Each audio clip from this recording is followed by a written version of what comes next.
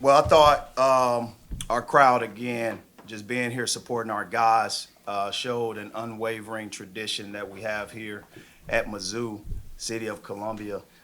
Just to be present with these guys every step of the way, regardless of what the results have been. I thought the support has been very consistent, and our guys have given their very best, no different than our crowd has given their very best along the way. Auburn is definitely a great team. They've demonstrated that over a period of time, but more importantly, I think this is probably, again, a very, very good team that can make it a far, far distance in the NCAA tournament.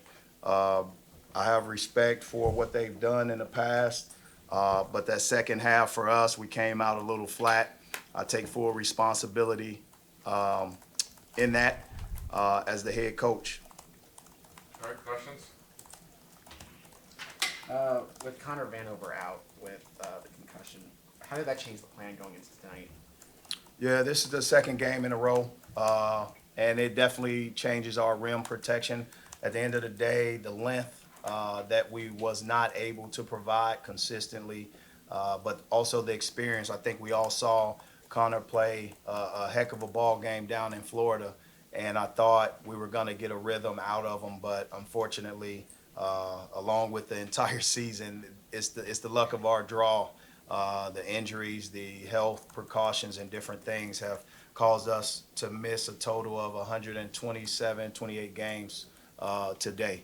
And that's a tough thing, whereas last year we only missed 27 as a whole, especially from key guys. And Kobe Brown missed one, Noah Carter missed one, but outside of that, it was Ronnie DeGray and maybe someone else. But this year has been key rotational guys, and Connor is along that path of being a key guy, especially with his performance. But it showed with their points in the paint, second chance points, points in the paint, and we just couldn't keep them out the paint and off the glass. Dennis, you made headlines a couple weeks ago talking about your team's inability to get to the free throw line. They responded the next Did game. I make headlines? Somewhat. Was I viral? A little bit. A little bit. Did you guys bleep me out, censor it? I left it all in. Okay. Proceed the next game, shoot 30. You outshot Auburn tonight from the free throw line, a team that lives the line. Just how do you evaluate your team's response to that kind of down the stretch? Well, I think the guys accepted the challenge, but again, they don't control. They can't call their own fouls in games. So whatever reason, I credit, the calls that have been made. I still think our guys are better free throw shooters. I think this team has done a tremendous job. We're one of the top teams in free throw percentage, but the second half of the season definitely shows a spike compared to the first half, and I think you guys know that. And it's not a credit to anybody except for I think referees get to see the rhythm of teams, and then no different than teams get better. I think referees get better because they identify teams and they see them play twice, and they get to see players play more than one time versus the beginning, and that's probably one of the things that can contribute to it as well. Coach, with about 4 Can somebody ask Sean East a question first? Yeah, Sean, Thanks. when Coach talks about y'all coming out flat in the second half, what did you see as the main differences between the two periods? We just kind of came out flat. We didn't get no offensive possession. Like, we didn't score or convert on them offensive possessions, and they capitalized on their first few possessions, so they kind of put us back, and they started that lead that they got. Sean, you guys shot great from beyond the three to start the game, going 3 of 5 at the halfway mark of the first half. What happened in the second half? We just missed shots. Ain't nothing about it. I mean, we had open looks. We just didn't hit them. Noah Carter had 3 open looks, as open as they can get, and he wasn't able to knock them down. Nick Honor had a couple open looks. He wasn't able to knock down, and they knocked theirs down. They ended up making 8. But more importantly, I think our guys found each other. I thought our assist to turnover ratio in the first half was negative. We had more turnovers than assists. And then the second half, I thought the same. We just didn't have enough And I credit Auburn's defense as well.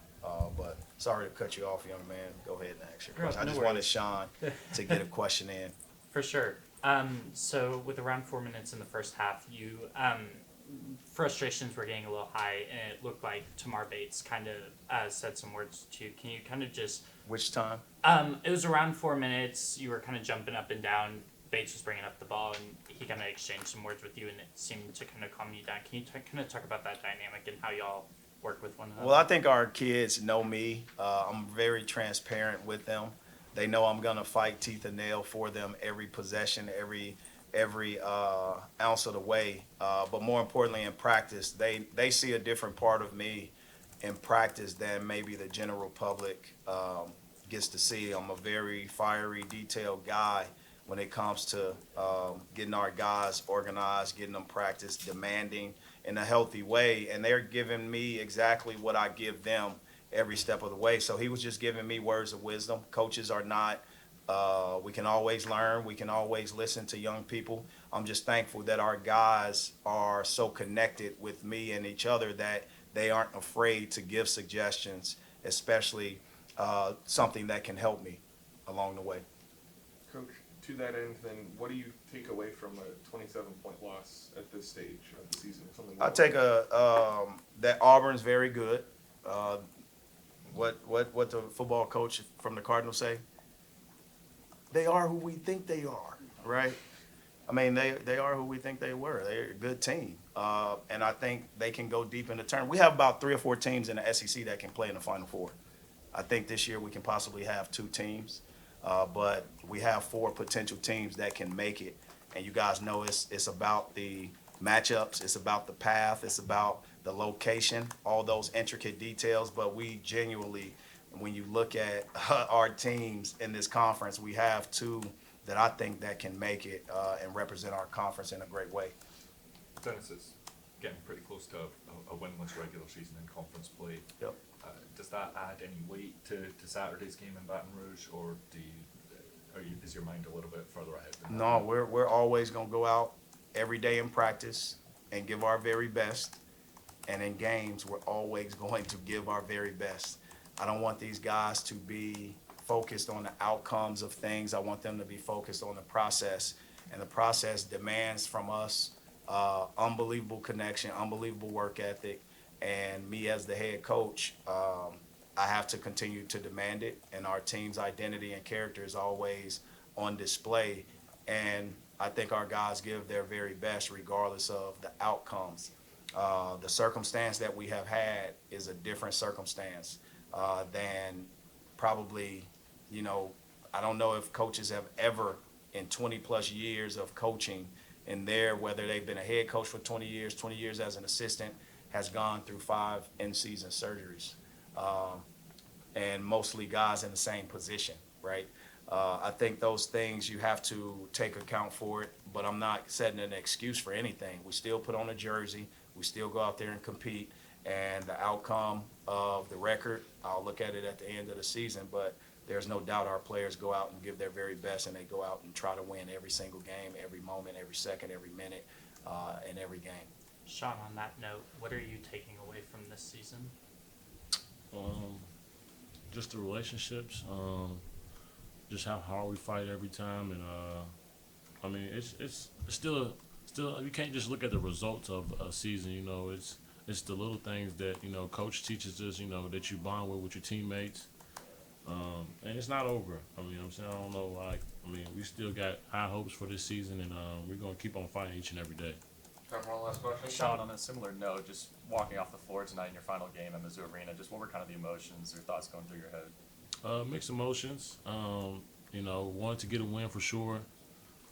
It's my last. It's been a long ride. It's my last college game at my home school, and I'm just ready to keep on pushing towards that next step. Let me get one more Yeah, question. Coach, it seemed like the guys who went through the senior day ceremony last year, they got chairs instead of the jerseys. What was kind of the significance I behind think that? the significance is they don't need another jersey in a frame. But I figured like having something of that memory of the institution, of being a part of a team, sitting on that bench with those guys, or even playing games it gives them a symbolic message that can always be in their homes. I think it was just creativity trying to do those things. I am absolutely proud of our guys. I am proud of each and every last one of them. If you quote me, please quote that. I am absolutely proud of how they hold their head up, how they are standing 2 feet down, 10 toes in. I am proud of how they react to adversity and how they have been reacting to it. They've not shied away from walking on campus. They have not shied away from being a part of this student body, being a part of this city. They have done tremendous work in the community service. They go to class. I am absolutely proud of these dudes because at the end of the day, you have to be an everyday person to be successful. And these guys, regardless of the conditions, are everyday dudes, and they're proving that. It's easy to rally behind a sold-out crowd every game and people asking for your autograph every step of the way, but our fans have not wavered in how they feel about our guys. So they've given us inspiration. They've given us a connection, a bond that can last a lifetime. Our coaches in this department has done the same thing. Our leadership on campus have done the same thing. And, you know, starting from the board of curators all the way to our president, all the way to our interim AD. Hey, Mars.